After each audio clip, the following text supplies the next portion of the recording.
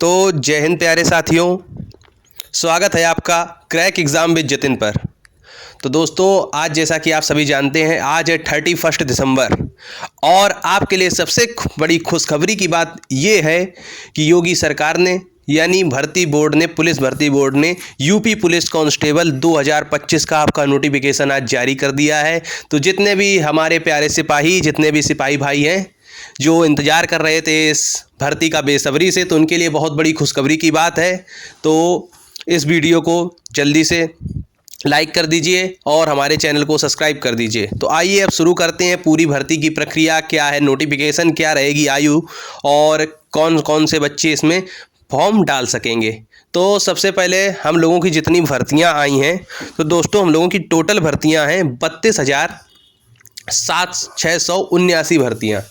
इतने टोटल पद आए हैं, 32,679 पद हैं। अब उनमें से कई विभागों में पदों को बांटा गया है। जैसे कि सबसे पहले नागरिक पुलिस की जो भर्तियां हैं वो है 10,469। उसमें महिला और पुरुष दोनों ही डाल सकते हैं फॉर्म। पीएसी जो हमारी है वो है 15,131। आपको साइड स्क्रीन पर दिख रहा होगा, तो आप उसको भी स्क्रीनशॉट ले सकते हैं। जेल वार्डर है हमारे 3,385, जिसमें से 3,279 पुरुष तथा 106 महिलाएं हैं। और विशेष सुरक्षा बल एसएसएफ के जो पद हैं वो 1,341 हैं। इसमें केवल पुरुष ही फॉर्म भर सकते हैं और महिला बटालियन केवल महिलाएं ही भरेंगी। तो उसमें 2,282 पद रखे गए हैं। और हमारा आखिरी में आता है घुड़सवार पुलिस, जिसके केवल 71 पद हैं और जिसमें केवल हमारे पुरुष ही फॉर्म फिल कर सकते हैं, यानी इस पोस्ट के लिए एलिजिबल हैं। अब दोस्तों, जैसा कि ये 32,679 पद आ गए हैं, अब कब से फॉर्म आपका स्टार्ट है? तो आज 31 दिसंबर 2025 से ही फॉर्म फिलिंग स्टार्ट है और ये फॉर्म फिलिंग आपकी 30 जनवरी 2026 तक चलेगी। तो इसलिए देर ना करते हुए तुरंत ही जाकर अपना फॉर्म भर दें। इसमें जनरल और ईडब्ल्यूएस के लिए 500 रुपये फ़ीस है और हमारे SC/ST वालों के लिए 400 रुपये फ़ीस लग रही है। 100 रुपये उनको रिलैक्सेशन दिया गया है, 500 रुपये जनरल वालों के लिए फ़ीस है। अब आगे बात करेंगे इसमें कि क्या है इसकी क्वालिफ़िकेशन। क्वालिफ़िकेशन का मतलब है शैक्षिक योग्यता की। क्या आपको डिग्री की ज़रूरत पड़ेगी इसमें? तो जी हाँ, आपको डिग्री की इसमें ज़रूरत नहीं पड़ेगी। ये बात आप ध्यान सुनिए। आप केवल अगर 12th पास हैं तो आप इस भर्ती को अप्लाई कर सकते हैं। दूसरी, आपकी एज लिमिट कब से ले रहा है, आयु सीमा क्या रहेगी इसके लिए?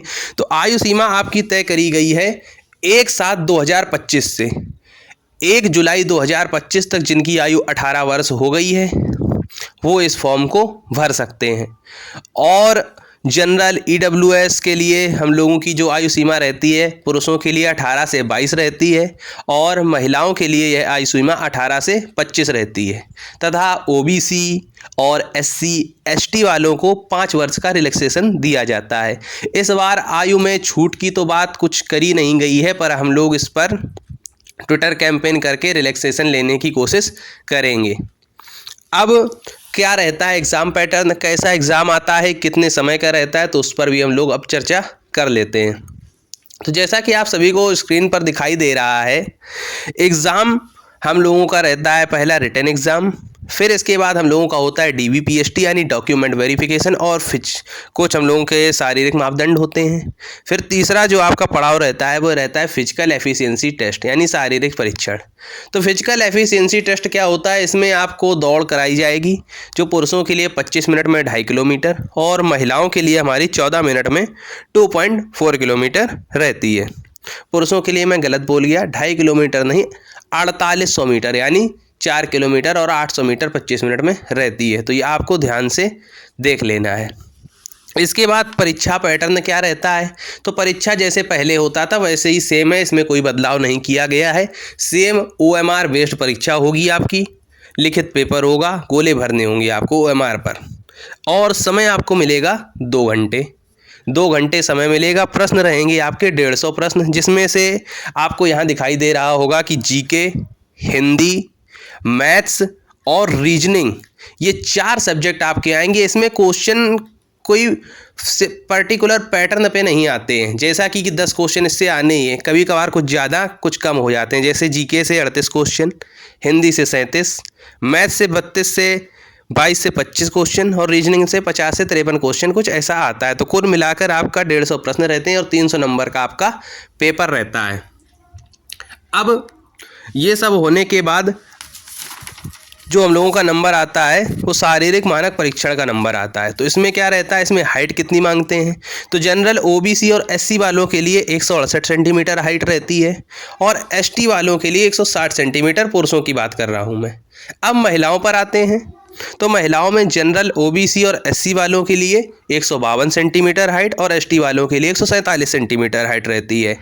सीना पुरुषों का चेक होता है, जनरल ओबीसी और एससी वालों के लिए 79 सेंटीमीटर और बुना फुलाकर 5 सेंटीमीटर का एक्सटेंशन होना चाहिए, यानी 84 सेंटीमीटर फुलाने पर होना चाहिए। और एसटी वालों के लिए कुछ छूट मिलती है, तो 77 से 82 रहता है। क्या रहता है, 77 से 82।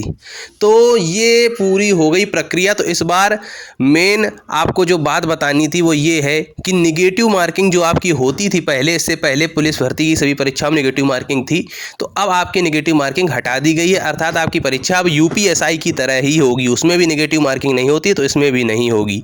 तो कट ऑफ बढ़ेगी, इसलिए तैयारी अपनी बिल्कुल मेहनत से करते रहें। तो आपको सबसे पहले फॉर्म भरने के लिए OTR कराना होगा और OBC और EWS के जो सर्टिफिकेट हैं आपके, वो भी 1 अप्रैल 2025 के बाद बने होने चाहिए। और जो लास्ट डेट है यानी 30 जनवरी 2026, इससे पहले बनने होने चाहिए। 1 अप्रैल 2025 के बाद और 30 जनवरी 2026 से पहले बने होने चाहिए। तो दोस्तों, ये सारी जानकारी यूपी पुलिस के बारे में थी। आपको अगर कोई डाउट हो तो कमेंट बॉक्स में कमेंट कर सकते हैं, और वीडियो पसंद आई हो तो एक लाइक करें, सब्सक्राइब करें हमारे चैनल को और बेल नोटिफिकेशन ज़रूर दबा लें, जिससे आपको हमारे चैनल की सभी अपडेट तुरंत मिलती रहें। तो अच्छे से मन लगा के पढ़ाई करिए, और किसी भी टॉपिक पर वीडियो बनाना होगा, स्ट्रेटजी होगी, तो मैं अभी लेकर आ जाऊँगा।